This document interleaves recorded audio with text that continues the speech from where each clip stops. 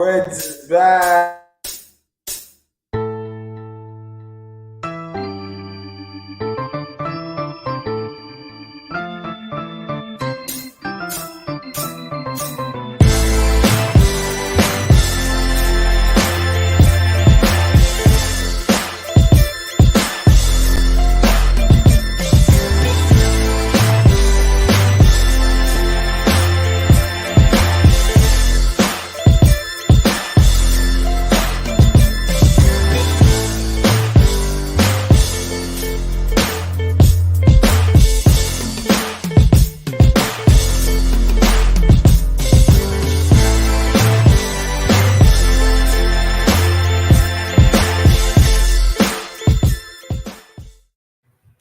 What up, people? It's your boy White with Bro Breast, aka I'll Slap You, aka Say It Again. Y'all mean? Yo, it's your man Big Mar, your big king from Queens, and we are Borough Breast. We back. You know what they do. We jumping out whenever we want, people. So I don't give a fuck. Which is what we do. More, what's been popping no more?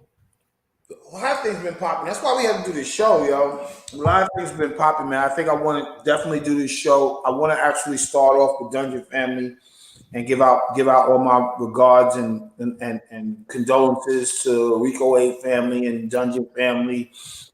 Big shout out to the one who's close to us is my man Ray and Wildcat. Yo, big shout out to your family, everything. Man. It's gotta be tough because Rico Wade. I got the story kind of late. I think we both got the story kind of late. The OJ thing was popping, all the stuff that was going on, and then it just popped up online. That's sad because we right here in the A, and I've been, I'm not on social media as much anymore. And I just got into a big car accident myself, so I've been dealing with that shit. So you've been chilling for a minute, so. But big shout out to Rico Wade, an actual pioneer of Atlanta sound. They talk about Jermaine Dupri with Atlanta, which is absolutely right but he is definitely from Jermaine Dupri to Rico Wade, that created Atlanta the way what it is right now, yo. Big facts. Dungeon family. Shout out to the whole Dungeon family. Rico Wade family, bro. Wildcat, Ray, all y'all. Yo, we sending our love. Yeah. Yeah. We're trying to set up, see what the memorial thing look like. I know. I mean, he's behind so many. Everybody know he's behind the biggest hit, which is Waterfalls for TLC, but he's also behind the creation of Outkast. Right. You know what I mean? So you wouldn't have Outkast without Rico Wade, man. And Brian, big shout out to Brian McDaniels, Video Music Blocks.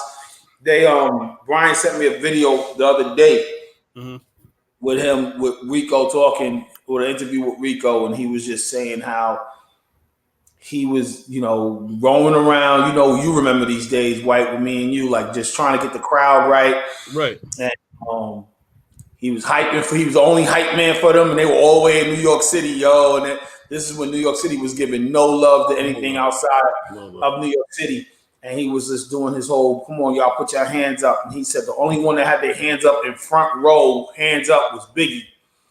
Damn. In the front, on the front stage, throwing his hands up for them dudes. So, it's this whole Rico is like, with me, it's like, and White noticed, I visualize everything of moving to Atlanta and the time I've been in music in New York before I moved to Atlanta. The shit is like high school. Mm-hmm. You know what I mean? It's so like high school. I mean, from everything.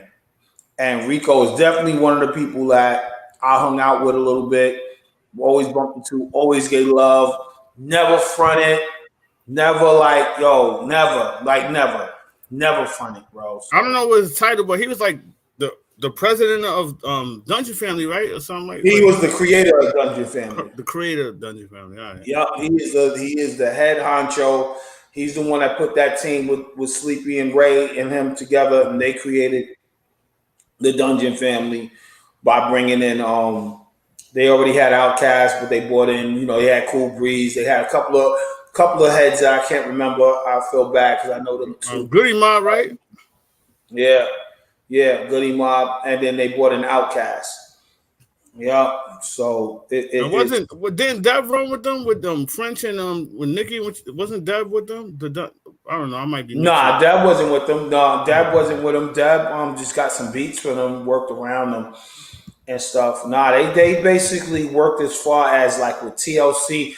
They basically, which was a blessing that he was a part of it. That whole of Face Camp, Tony Braxton, TLC, Outkast, and even Usher was a part of that, like Brandon back then. So that was the whole LaFace movement back there. The Dallas Austins and stuff like that. Like that was a whole, y'all understand, man. Like when I moved there in 94, it was a movement out here, yo. This is before Ludacris, this is before all that stuff. Like it was a serious move. And he was a huge part of helping create the sound. All that. He took the funk sound and took it to a whole nother level. He's a huge part of Atlanta. He is kind of why Atlanta thrives, because he kind of helped Atlanta grow, So he did. Him between the dudes who made Atlanta, and no one can argue with me, was Jermaine Dupri, Rico Wade, and Dallas Austin. Those are the three producers. And of course, there's everybody else around it. My man, big shout out to my man DJ Toon. Big shout out to, everybody who's like kind of like background, Coach K and everybody like that. Yes. But the three, if you want to give a three-headed monster of like, how did Atlanta pop off? You got to give it to Jermaine, Rico, and freaking Dallas Austin, bro. You missing somebody else too. You missing somebody. I can't think of his name right now, but missing like a producer. Yeah, like one of the head starters of label. Not Babyface. Not Babyface. Well, he was a hip hop producer. Oh, isn't it Face? LaFace? LaFace is okay. LaFace is Babyface and L.A. Reid, and they came from Minnesota to Atlanta. Oh, all right. So L.A. Reid is not Atlanta. He's not from Atlanta, no. But he repped Atlanta because he was he started the shit in Atlanta though, right? Yeah, he opened it up in Atlanta. Yeah, so you gotta say well, you gotta say L.A. Reid then. No, I'm talking about a producer. I'm talking about who gave the sound of the music out here. That was Jermaine, Dallas, and he. By the time LA got out here, he wasn't producing. He was hiring. You know what I mean? He turned into Russell Simmons when he got out here. You know what I mean? Like he was the only producer he had under him was Babyface. But Babyface already made his mark around where Prince and them from, like Minneapolis and stuff. They come from like the Time and all them niggas from that. So when LaFace got out here, he was businessman LaFace. He wasn't the Deal, which the group he came from with Babyface. He wasn't that. He was basically, he hired all three of those dudes to make Atlanta. Now he was the big footprint of Atlanta, but the sound was Dallas Austin with the R&B from Tony Braxton on down to TLC, and then it was Jermaine Dupri who did all the remixes. He was the Puffy of Atlanta. He did all the remixes. No Diddy, my bad. We're about to get into that too. But and then yo, you said Puffy's name. I said pause, yo. You can't even say his name without saying pause. I'm not pausing on Diddy's name anymore, man. I know that's some new shit, but I can't do it, yo. I can't do it because all this shit that everybody see. But we'll get into it. Last thing I want to say is rest in peace to Rico Wade. I don't want to even go into his story like that, but the segue from his story like that. But yeah, I just want to leave it at those were the dudes. Rico Wade gave the new sound, the new flavor, and created one of the biggest freaking crews. And he created one of the biggest rap duo ever. There's Run DMC and then there's Outkast, or Outkast and then there's Run DMC. You know what I mean? And then there's everybody else. It gotta be Run DMC then Outkast. You know. I mean, for us it is definitely. Yeah. You know what I mean? For us it is definitely. But they're a huge part of hip hop society. So, but to segue into the No Diddy situation, bro. Yo, so all this crazy. So talk about it. So you know the back history on with me and Lamont and the whole Kurt Burrows, because Kurt Burrows was the first one out there suing Diddy. Like, he was one of the first ones that he didn't put his business out there like that, but he kind of knew, you know, shit was hitting the fan. Kurt Burrows brought us to Diddy pretty much. No, first Diddy came over. No, Diddy came over to us at Lyricist Lounge, like I told you, and he saw us shut a show down with Fredro and them jumping on stage for us, and we killed the show. That's the show where Biggie was opening for us because they were promoting Party and Bullshit. So he got up there and did Party and Bullshit, and then he hung out with us and he shut it down. But he was always a fan. So, but okay. So I knew Puffy before that because I used to go give out flyers with him and for him out in Manhattan, like at the Red Parrot. Because I heard he was one of the hottest. He was the hottest producer in New York at one point. Like he was. He was the hottest producer and producer. Promoter. My bad, promoter. He was. Yeah. For clubs. He had this club. On lock. Yeah. He was. Yeah. We used to hit the street teams and all that. I came out there once or twice and helped to give stuff out. Bentleys, Red Parrot, Latin Quarters, and all that. Yeah, he used to work the streets hard, man. He used to work the streets real hard when I used to cut. And leave school to go and do that. Before he was dancing with wasn't he the background dancer for Heavy D or some shit like that? But he was. This is how I got to know him too, because Neil used to. Big shout out to Neil, my man Neil Kelly out there. Neil Kelly. So Neil used to manage Father MC. He was a dancer for Father MC. This is before my time, believe it or not, yeah. Diddy was a yeah. This is before Jodeci did the song "Treat Them Like They Want to Be Treated," because Puppy was in that video. Yeah, he was a backup dancer. He was a backup dancer in that, and then from there he just stuck with it, and pretty much changed the game on what to promote at Uptown Records. Because Heavy D, I think, brought him over. He brought him over, and I think he was in a bunch of Heavy D old videos and stuff like that. Yeah, but he actually, his first step up was in Father MC video. All right, so look, we know all Diddy accolades and shit, and how do you feel about the whole situation? Because I feel like you reap what you sow. Diddy, he's a fucked up person. It's all coming out now. Pause. No, and now he dealing with the consequences. You know what I'm saying? I feel like, all right, I don't know if this is a close analysis. And granted, I'm not like tight. I don't know him like that. You know what I mean? Like Kurt Burrows was getting us a check. You know what I mean? So Kurt Burrows is actually the one that was getting Puffy to sign that check for us on the day he got fired, yo. He walked in that lobby and he was like, I ain't gonna be able to do this because I just got let go. We were in that lobby at the time. Big shout out to my man Al. In our group Hard On Society. We was just like, we that was gonna be our big break. And he walked in and said, nah, but it was Kurt Burrows that actually got. We weren't like, I wasn't tight with. So you never got to party with Diddy? No, but I saw parties. No, but did you? He didn't. Because you never got to party with him.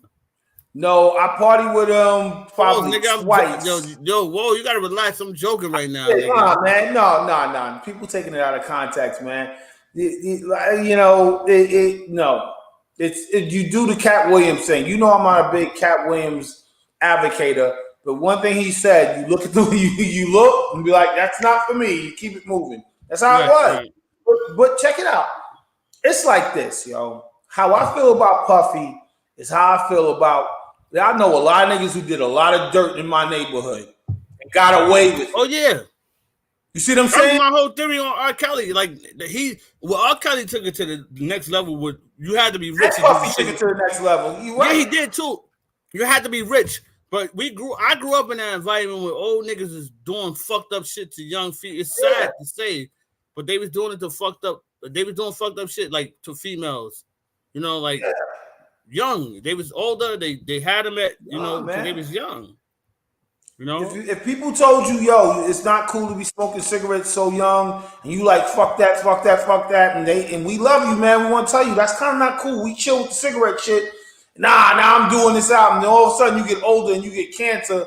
You're like, yo, my man, we was telling you to chill. You was doing it for years. You know what I mean? It's kind of like he had a habit, which I'm not advocating the abuse of the habit with the women. A big shout out to all the women that you get y'all's because y'all deserve it, because there's no,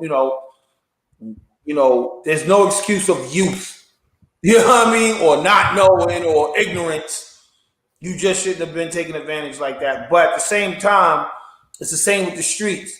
You know, there's a lot of hurt families out there. People I know who hurt a lot of families out there and who's upright, stand-up citizens now. Let me ask you a question, no more.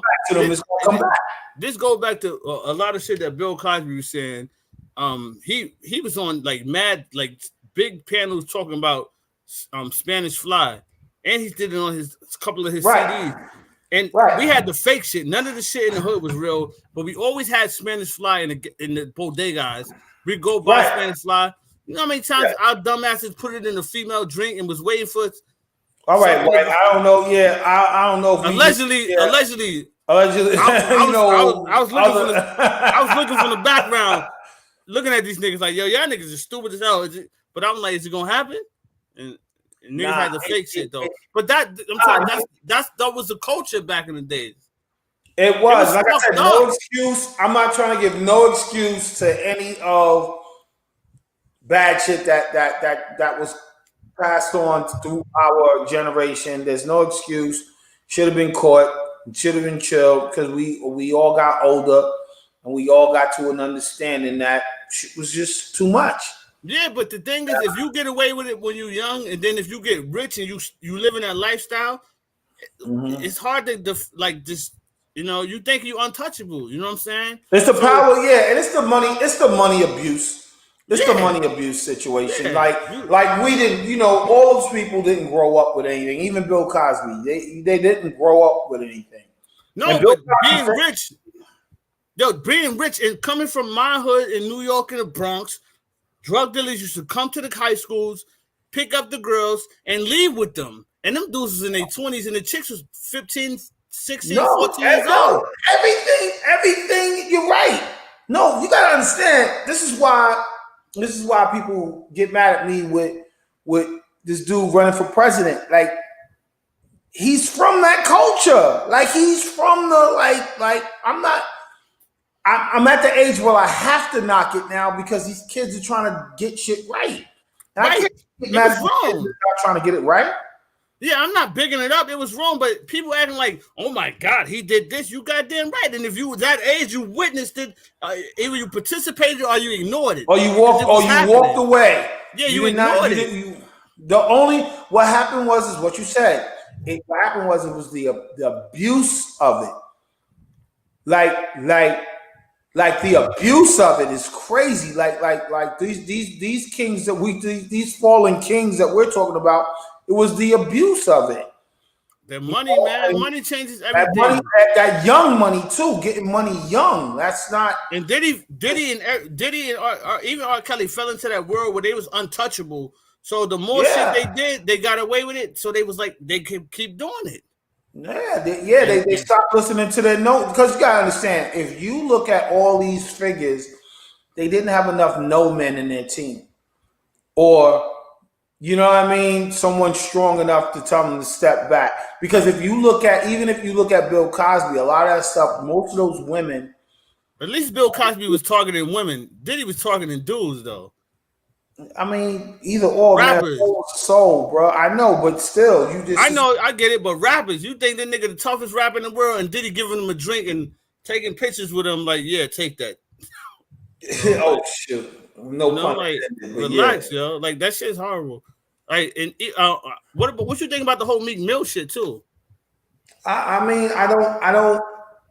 I hope not that that he's not as tied in as everybody's trying to put him, but it is what it is to me. Like we've been in the industry so long, like it's like you know what I mean? Like it's kind of how we talked about a lot of this Supreme Team stuff and drug. Like people all like, word, the whole 50 Cent thing is so amazing to the world, and we was like, yo, real talk. No, I'm not trying to downplay the 50 Cent thing, but a dude getting shot 9 times in my neighborhood was common. Like it was common. Like I got family. The difference between 50 Cent and them niggas, he got rich and famous, and them niggas they just still walking around. I got shot 9 times.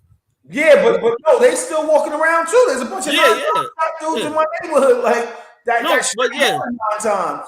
Yeah, you know what I mean? But his story hit the world, and once the world takes your story, that's when I think power and karma comes into play.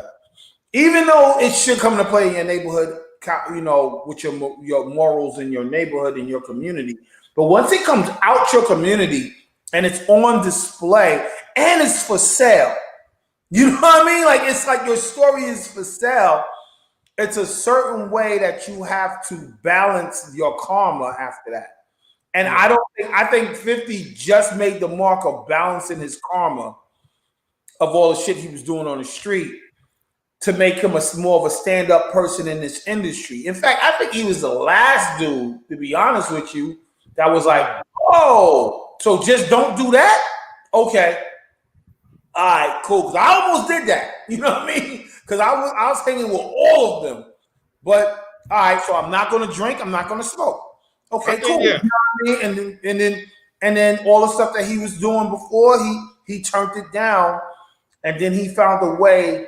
But you gotta understand, with 50, he was already trolling gangsters before he became. But here's the thing, yo. So 50 always played Puffy, always.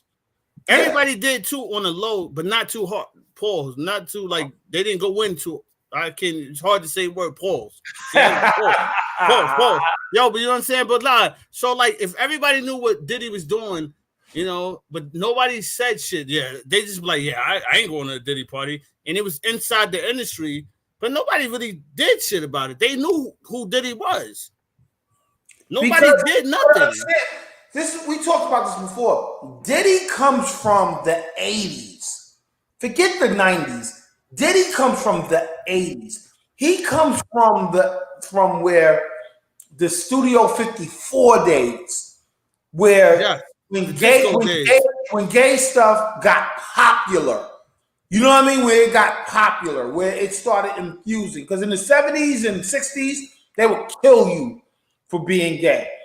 But when the 80s came and everybody united with the gay community and was like, oh, they're fucking human. Because they made the gay community like they weren't human when I was in the 70s and in the 60s. But when the gay community came in, and when the gay community, like, we're going to show you how to party. You know what I mean? And then when the gay communities, they started giving love to the gay community with having jobs in the music and film industry, which they were already there, but now they can come out a little bit more. A lot of people got more attractive. You understand, there was parties in the 80s where there was no blonde, there was no,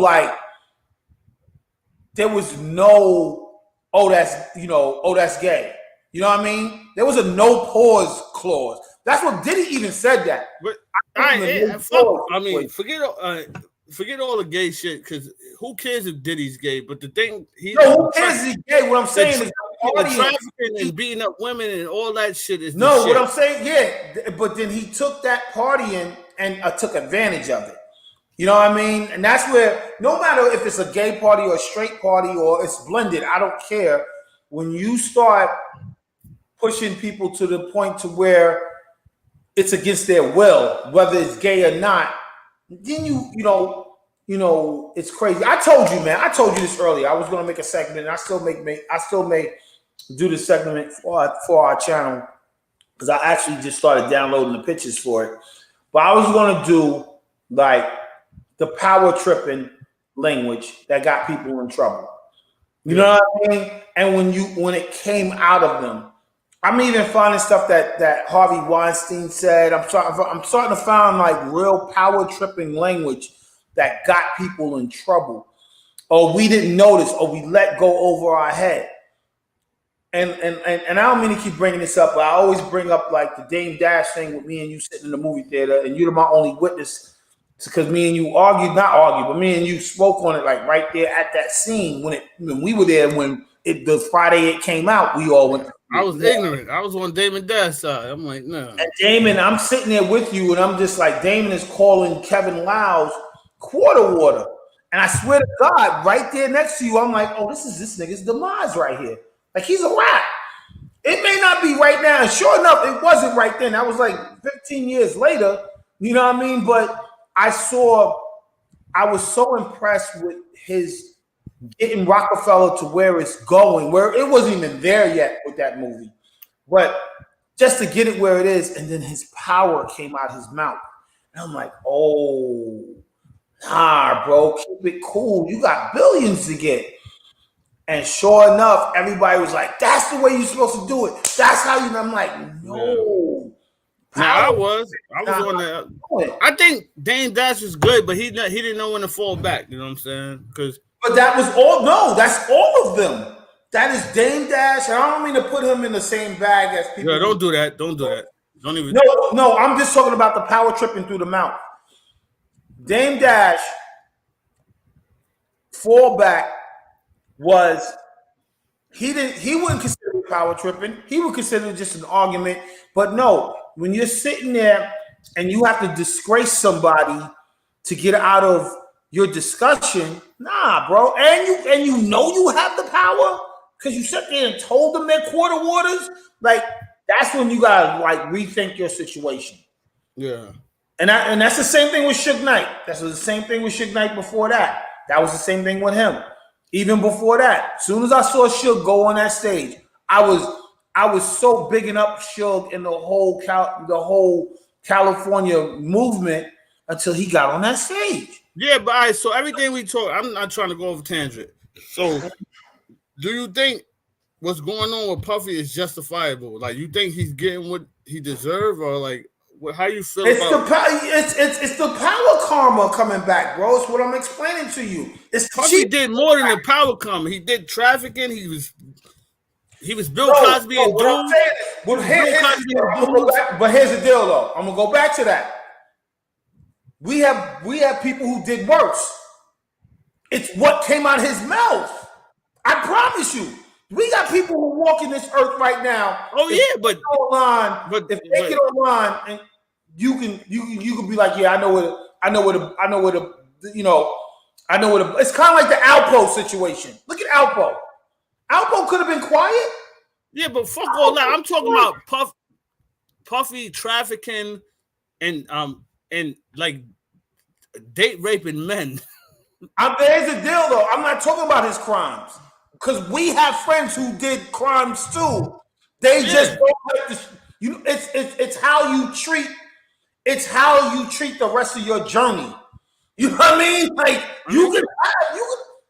I'm not perfect. Everybody can have a dirty history, but it's what comes out your mouth and how you treat a human being that's going to take you to the next level. Yeah, you saying that now because you ain't got the money. If you got the money, then it's different.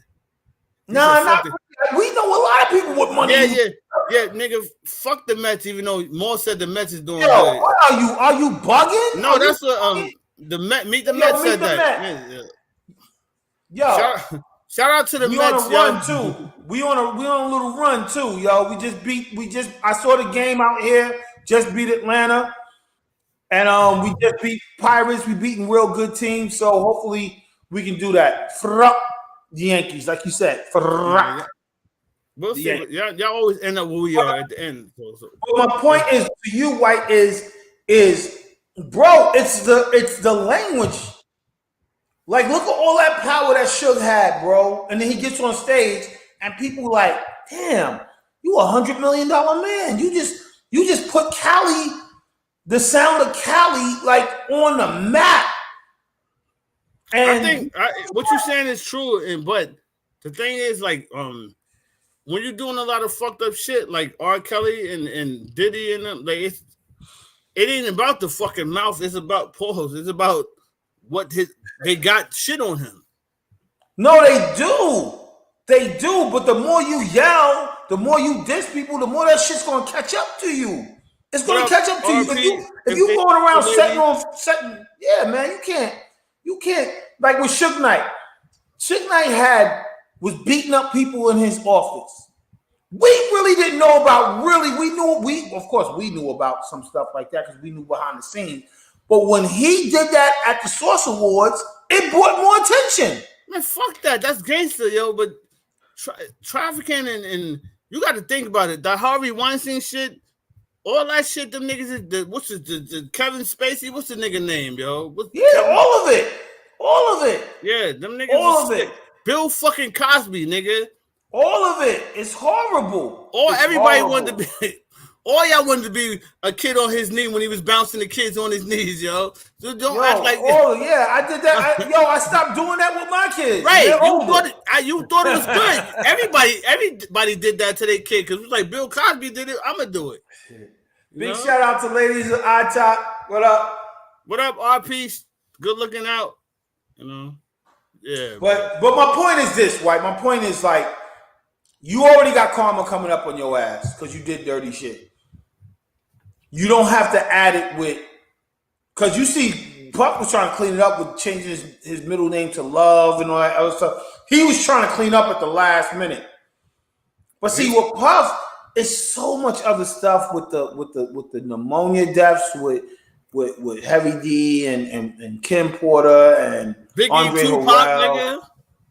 The Tupac situation, like they linking. I mean, I hate to see all that on the dude because I only know Puff as a good dude, as about to give me and Dwight. I mean, give me and Dwight. Not me and nigga. L. Don't put me in that shit, nigga. He's about to like. You probably like. Puff, right? But you know what? My journey. You know what? I'm so glad I'm here with you because my journey could have been a whole different journey, bro. I don't know. You know what I mean? Like it could have been a whole different journey. That's why. So you said you would let him Puffy put you in a shiny suit. Yeah, I probably have been in one of them shiny suits. God damn, Mo, you fucking up, yo. This is my co-host, y'all. Whatever. You say that right now. I'm talking when the ideas was popping and the shit was looking like it was gonna be popping. Yeah. He made a movement, yo. You kidding me? Yeah. At the time, now I would have regretted it later. Yes, just like the Locks and everybody else regretted it later. Yes, I'd have been amazed. I would have went to church and everybody would have been hating on me, but then they would have figured it out at now. Why you think I went to God to get away from this shit? Yo, Mace that's crazy, man. Mace went to God, and Mace said it on his show. He was twice, bro. Twice. He said, all the shit. It wasn't just the Biggie shit. It was deeper. You know what I'm saying? Like if he would have stood with Diddy, he would have been like involved in multiple shit. Yo, he probably seen shit. You know, it's like I ain't trying to be around none of this. A lot of stuff. No, none of that. A lot of them. That's why they trying to pull everybody they can pull close to it, from Usher and everybody, Justin Bieber. They trying to pull everybody close to it, and they're like, "Yo, we, you know." Some people are like, "Yo, we walked away." Nah, you didn't walk away. This happened to you. It's like, no, you're just trying to pull everybody you can pull closer to it. But you know, it's on him. It's on him, bro. You know, you got to eat your charge, yo. If you did something, you know, if you did something in the past, it comes back. I don't know about the Meek Mill shit because I know Meek did a lot. He always hung out with Diddy, and he had a matching outfit. He used to dress like Diddy. You know, back in the days, Meek Mill was when he was doing all that hot shit. He was like on mad. He was doing popping mad pills and shit, yo.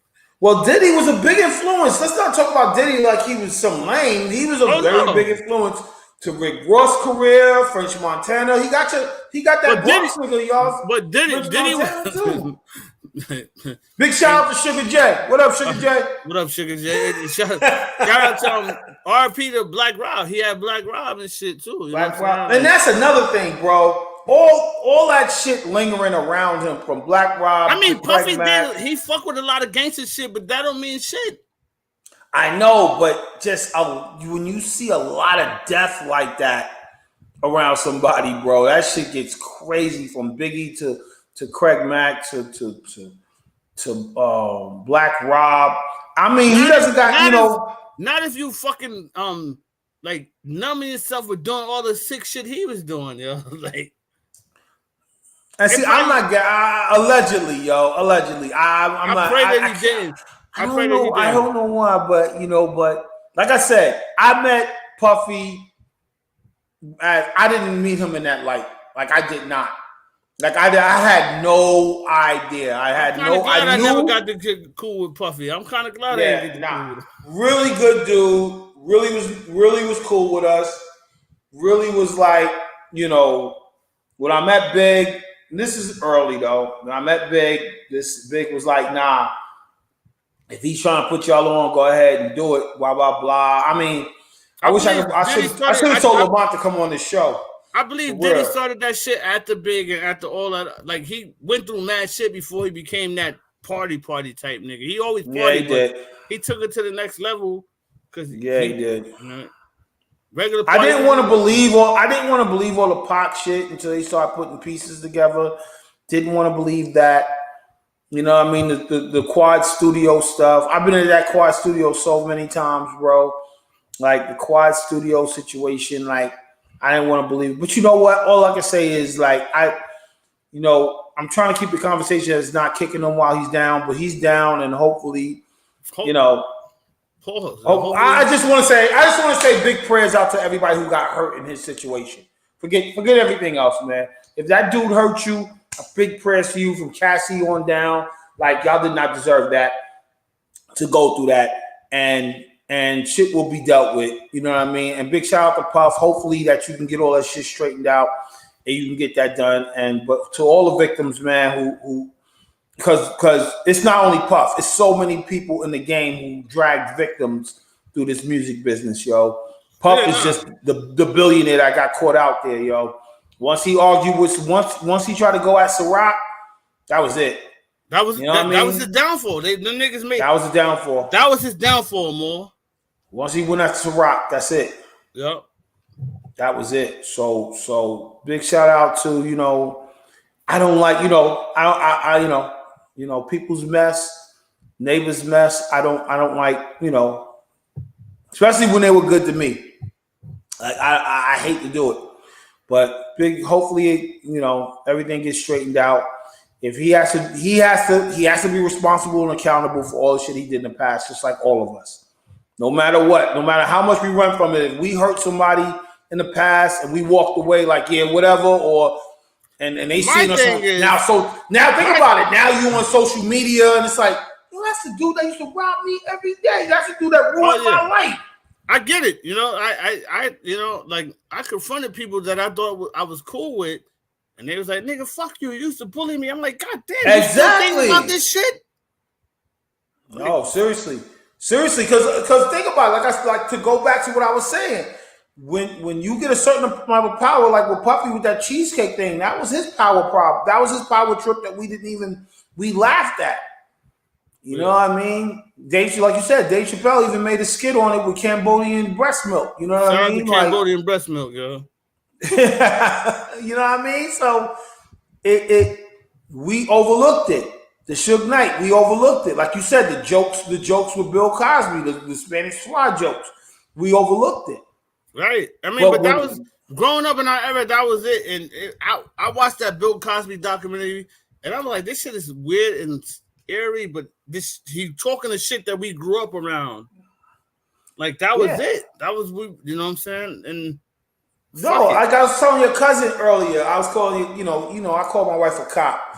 You know what I mean? Because she was so early in the game. Like me and her had this discussion coming home, and she was just like, I never got my aunt and uncle cigarettes from the store. I knew that was bad for them. But she said what sparked her, she was early in her grades, they had a play on the cops and the firemen was like, yo, cigarettes is going to kill you.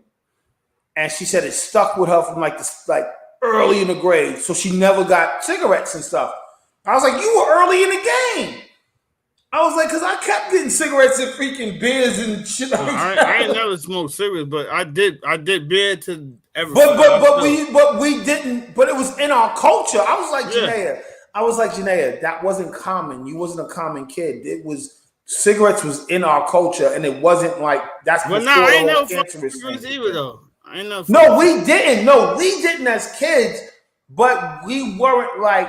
I mean, all my friends smoked cigarettes, but I didn't.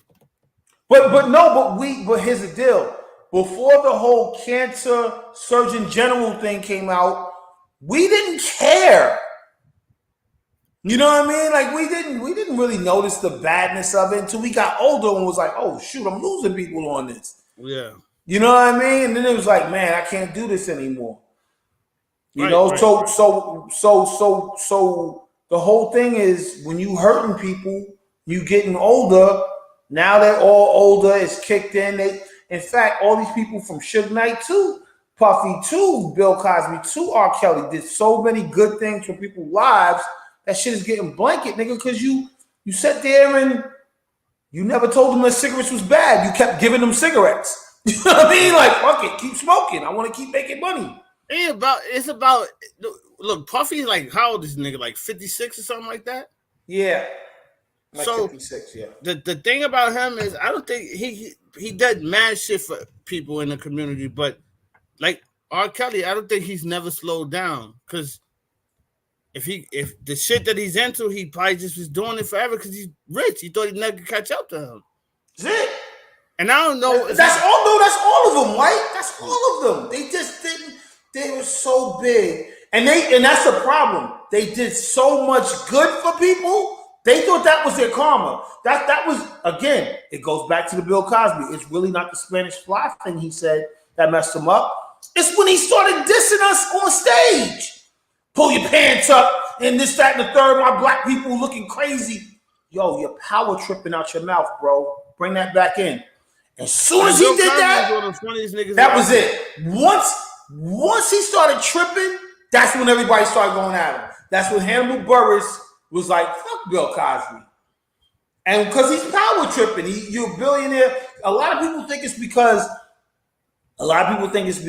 they were trying to take over big industries like NBC, certain liquors. They said even with Mike Tyson, he tried to buy Sony when he had a lot of money. Nah, it's that too. Hold on, he probably did, but the thing that got him was he's trying to frown upon people like he was better than them, and he's drugging people with Spanish fly. Yo, what the fuck, nigga? No, seriously, like seriously. But think about it. That's pull your pants up, but you giving bitches, my bad, females and bitches. You know what I'm saying? You giving them fucking drugs. He said he went right back to it. You giving them drugs and taking advantage. They waking up. Oh, I think I had sex with him, but I can't say nothing because he's Bill Cosby. You wanted to have. But think about it, White. All of them did that. Puffy did it too. He did so. He put all these kids on rapping. Let me tell you about Bill Cosby. They would have let Bill Cosby fuck them, but it was more, and he wanted to date rape them.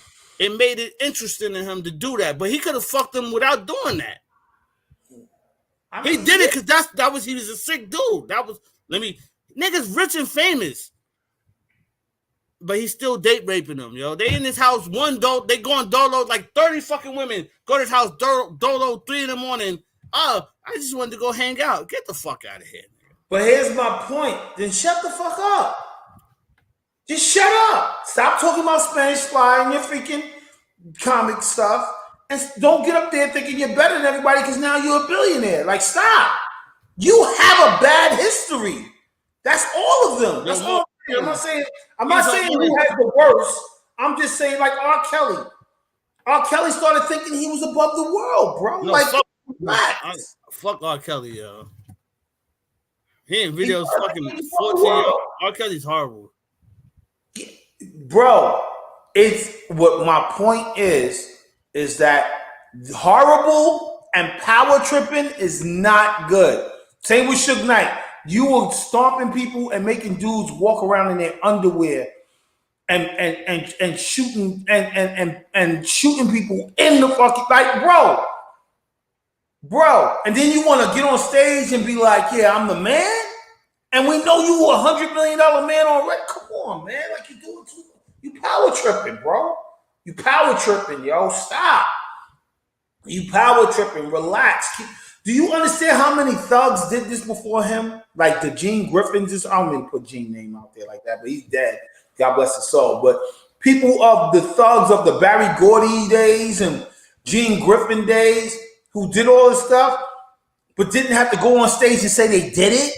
That's like Jay-Z, like they trying to throw him in some of the shit, but I never heard Jay-Z because he never talked about it.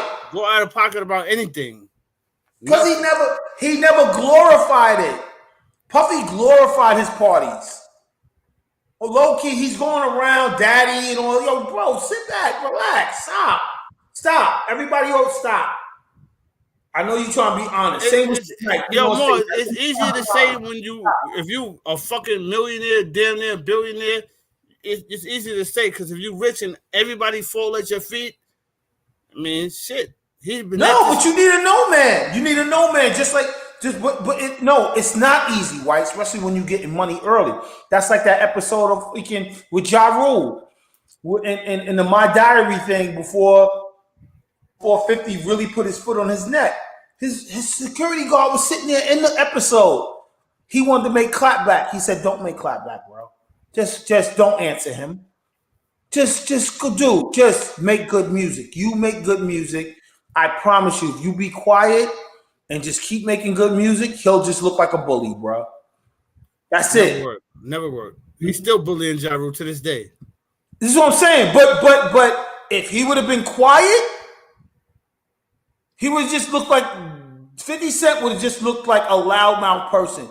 If he kept doing his thing, Think about the Biggie situation before Biggie got killed. The biggest thing about Biggie was, and Puffy did it right with him, was don't answer Pac back, bro. Keep just making good music. He'll just look like a loudmouth dude wanting to be in your space, bro. That's it. Just chill. That's like somebody coming after Denzel Washington. Yo, you know Denzel Washington's whack, right? It's like, Denzel Washington, bro. He's just making good movies. His movies is garbage. Y'all don't know that nigga. He's good. It's like he's not even answering you. Put me in the movie with him. I'll roll him. I'll outroll him. Yeah.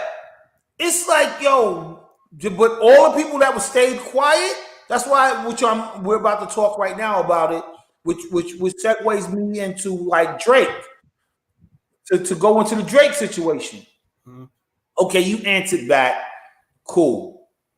But Drake, you don't have to answer nobody. Out of everybody in him, I don't think he had to answer them. I don't think he had to answer, but I think it was good for hip hop. I think it's good for hip hop. I just think Drake the reason why because when Kendrick did that, and then your man he did the comeback, then he came and apologized and shit. You know what I'm talking about. What's the nigga name? How you feel about the apology? How you feel about the apology? It was justified because that song he did was whack as hell. That shit was whack. It was super whack. J. Cole. Yeah, it was whack as hell. And that doesn't. I get it. That don't motivate you. That battle shit don't motivate you. You know what I'm saying? You just put some bullshit out and it was horrible. Now Drake, do it for hip hop. And let's hear Drake went in. Here's my problem with Drake. Here's my problem. You know, out of all three of them, I probably listen to more Drake than all three of them. My problem with Drake is that he's too sensitive with it. Like he's beyond, like, yeah, man. He's in interviews. Let me tell you with Drake, and it's another power tripping shit coming out of his mouth. Yo, when he did the Control thing, when Kendrick 10 years ago did the Control thing and he dissed everybody in good spirits, he's the only one that took it personal in an interview. Now, you know, in interviews, you're supposed to be like, yeah, I heard that. Yeah, he killed it, but I will get him back. I got something coming up. He was just like, yeah, don't call me anymore. I just don't feel like, why are you going to talk to me the next day or when I see you? Yo, now you getting personal, bro. Yeah. Now, just relax. And then, but I mean, I don't agree with that shit. But I agree with going in on bars, yo. You stand. But go back in on bars. That's it. Stop being so personal, yo. Like I looked at a trail of stuff that he did. Now with Twitter and social media platforms, the unfollowing and not answering or answering on, okay, I'm reading this stuff and I'm like, yo, just keep it rap, yo. Yo, you know why I respect Drake more? I respect Drake because I don't respect Drake on it. This is why I respect him, because regardless of any of the beef, he always had #1 songs forever, and he's always at the top. But then when somebody like Meek Mills that everybody thought was going to crush him, he did 2 songs. He did one then back to back, and if you come at him, he'll go back at you. I respect but then that. you gotta be careful. But then you gotta be careful because then you got your Pusha T's that he couldn't come back from. He can't come back to the Pusha T. I don't think that would have benefited him. I think that was the time that let me fall back. Now, he could not come back on Pusha T. I don't think that would have benefited him if he did or not. Or Pusha T? Yeah. Nope, it didn't hurt his career. I don't know. He had him in blackface. Pusha T is huge, but he's no Meek Mill and celebrity like it's hip. He's no fucking Kendrick Lamar. At the end of the day, but here's the deal. At the end of the day, I get what you're saying, but if that's an ether track he had on him. If it ain't gonna really make my finances go up, he's doing it in business and for hip hop. You got to think about that. Yeah, but you don't do it sensitive wise. Just do it, nigga. Kendrick is just doing it. Kendrick is like, yo, nigga, I'm making hits. I'm #1 on the charts. I'm doing this, that, and the third. But when I go after niggas next and rap, I go after their next and rap. That's it. I don't get in interviews. And every you got to read the interviews. That's my trail line. Kendrick interviews is all them niggas is dope. I'm just going after their next. That's it. This nigga Drake gotta go. And then I see you in a club, or then you ask me for a feature, or I think it's insensitive that you like, nigga, shut up. Just be like, yeah, that nigga Kendrick is dope. I'm going after that nigga. That's it. Yo, why wouldn't he be sensitive? That nigga started the singing, yo. Come on, man. The hip hop singing. Yo, think about it, yo. We was like, this shit is dope as hell. Nigga started out sensitive. Why would I be mad at this? He said he been sensitive since he came out. But I'm just, come on. We're hip hop. That's not hip hop, yo. Okay, I'll say that's not hip hop. He's sensitive. Yo, he been sensitive, nigga. He got bars, though. Let me just say, Drake got bars. And to all the people who's like, he's not hip hop, y'all bugging, bro. Y'all bugging. You know, a lot of niggas like Most Def know I'm saying the nigga's not hip hop. I'm like, nah, the nigga is hip hop. Get on the track with him. You're gonna have to hold your own with him. If you get on the track with him, you have to with Drake, bro. I don't care if you think somebody wrote something for him. You better hang in there. If somebody did write something, he gonna spit it better than the person that wrote it for him. Exactly. Like, hang in there, bro. I don't know what you talking. You better hang in there, yo. But at the same time, that's the only thing with me with Drake is his personal interviews. Everything else, he's killing the game. He's killing the game. J. Cole did the right thing, like you said. He backed up. That verse was so whack. He had to back up. Yeah, it was horrible. And that's not him. If he wasn't really feeling it, and he just did it because somebody was like, "Yo, good, do something," and he was like, "That's dumb as hell, yo." He already his appearances and his features already kind of murked a lot of niggas already. Solidify who you are. That one on Benny Butcher was kind of at Kendrick. Like, I don't care if you Jesus. Yeah. That was at Kendrick rocking the Jesus thing. So he's already kind of touched it, but he's like Nas. You remember when Nas put out, I don't care what nobody say. Everybody telling me, like, everybody talk about Ether, but they forget about that damn first Nas diss that it was okay. It did not drop well. What was that? The one he was like run through beans, run through all that shit he did on the Paid in Full beat. You remember? You can't remember because it was nothing to remember, to be honest with you. That first one he did before Ether, nah, it was cool, but nah. It was whack to me, yo. He's all right, but he's not real. It was no like, yeah, I get it. The first one, Nas, everybody overlooks the first one that Nas put out before Ether. Everybody just talks about Ether. You know what I mean? Now, if Cole was sitting back writing an Ether or both of them niggas, all right. Before we close this out, like as far as battle rap and hip hop, who you think did the best battle rap verse? Was it Ether? I think Cannabis did, but I put Cannabis up there. The best battle song? Yeah, battle song, yeah. It's Ether. I think Ether probably was, but I think Cannabis was like so dope, yo. You probably won't agree with me with mine. Don't say no fucking Cool Mo D is some dumb shit, nigga. Nah. No, I ain't gonna say Jack the Ripper or nothing like that. But Ice Cube, no Vaseline, bro. Yeah, that was dope. But it wasn't. He ripped through them niggas, yo. Like that is like one of my like.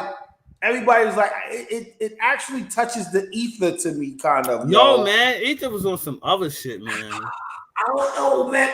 Listen, yo, Jay-Z was at the it was Rockefeller was at the height of their career, and they went out to Nas, and Nas was at the height of his career, and he shredded that nigga, yo. And but think about it, the exact same thing with NWA and Ice Cube. They were at the pinnacle of their career. They biggest Public Enemy and everybody else, and this nigga just comes out with no Vaseline. And that's the first time I heard somebody like scorch like with really bad words. Like, man, this nigga is saying some real horrible, almost gay shit. Like, you know what I mean? Like, this is just like, I don't know. Listen to it again, bro. No, I did. Yo, the shit was like to be an early diss track. Yeah, you're right. It was like some.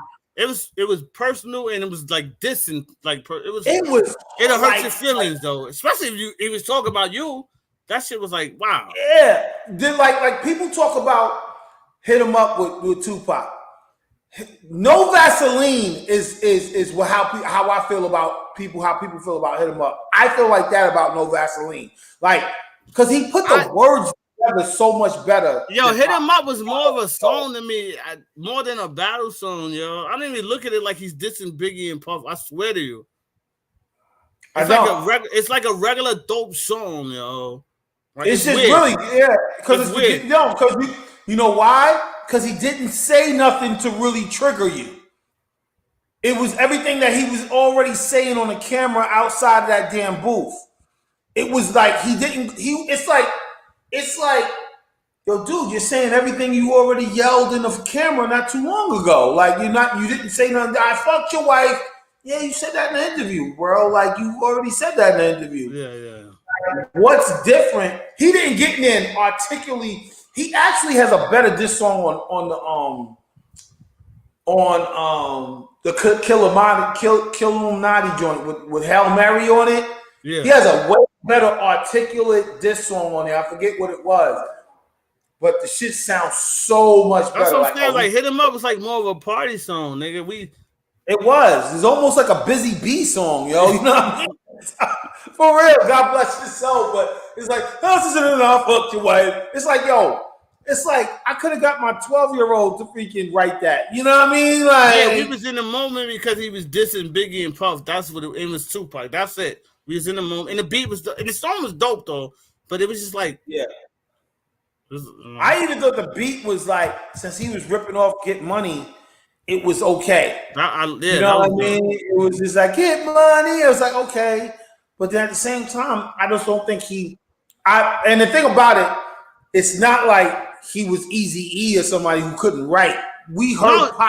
Don't get it twisted. Hit 'Em Up was, it was like, it was dope though. You know what I'm saying? But it was like nigga said, you claim to be a killer, but I fucked your wife. Like, it was so much shit that he was saying about Biggie. And it was like, if Biggie was like, whatever, man. Like, I'm glad Biggie didn't respond. I feel like if Pac was alive and him and Biggie was still going at it, I feel like Hit 'Em Up. I don't know, man. Hit Like 'em up Jay-Z and it was almost a super ugly to me. It was almost ugly. Like a super ugly. Perfect. It was almost super ugly. Super ugly. Like I like super ugly, but it's like why? You know what I mean? Like why? You just you know what I mean? Like he clearly didn't. But that's what I'm trying to say. He clearly didn't win the battle off the shit he was saying. Nobody was impressed. I'm leaving condoms as your baby mom seat. You know, like that shit. Get out of here. It's we got more things in common. Like, come on, man. You keep talking about his baby moms. Yeah. Who cares? Yeah. You know what I'm saying? Like, nah. But you're right. The 3 songs that we're talking about that we really like was written in detail. Like Vaseline was written in detail. Ether was written in detail. Freaking Cannabis song was written in detail, bro. You're like, oh my God. They really thought about it. It wasn't just saying shit. Because the words were different every one. It was like, yo, even though like I just know that Pop could have hit me up a lot better than that. Like he could have put it together a lot better than that. He did that shit for commercial views. He wasn't like he did. They hurried and put it out for Death Row. Yeah, because they was at the top. You know, but then there's like Jack the Ripper wasn't bad either, but Jack the Ripper was more hit 'em up because that was the time. You know what I mean? Hit 'em up was more like a Jack the Ripper, but it was like you're a little too late. Jack the Ripper was like, you know, and I fucked Ice-T's girl. It's like, you know what I mean? It's like, oh, okay, yeah, okay. But you want to know, but you do want to know, another one that nobody claims. What? Lost Ones, freaking Lauryn Hill, bro. Oh yeah. It's funny how I say situations. Yo, that a lot of people don't consider that shit a diss track. That was dope. Oh my God, bro. Oh my gosh, man. Lost Ones was people do not even consider that a diss track. No, that was super dope. Track.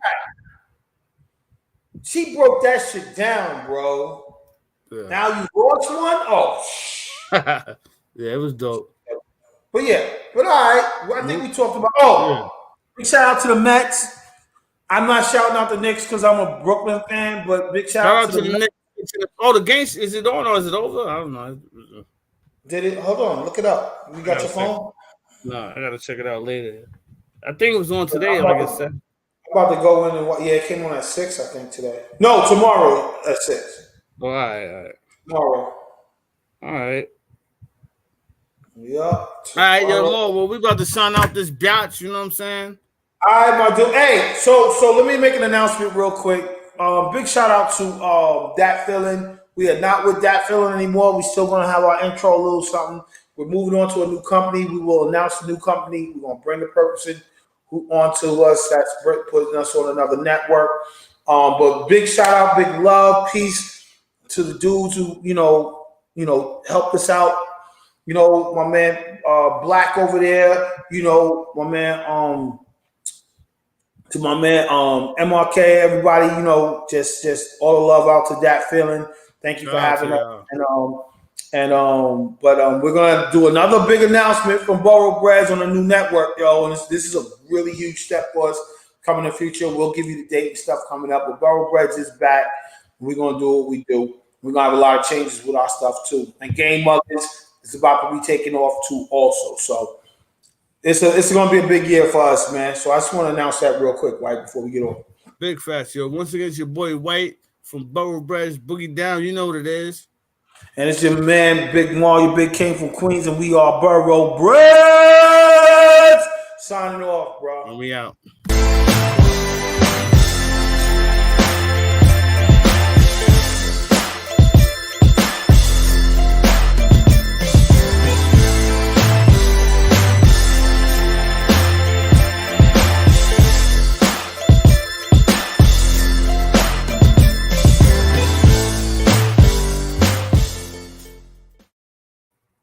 Yeah.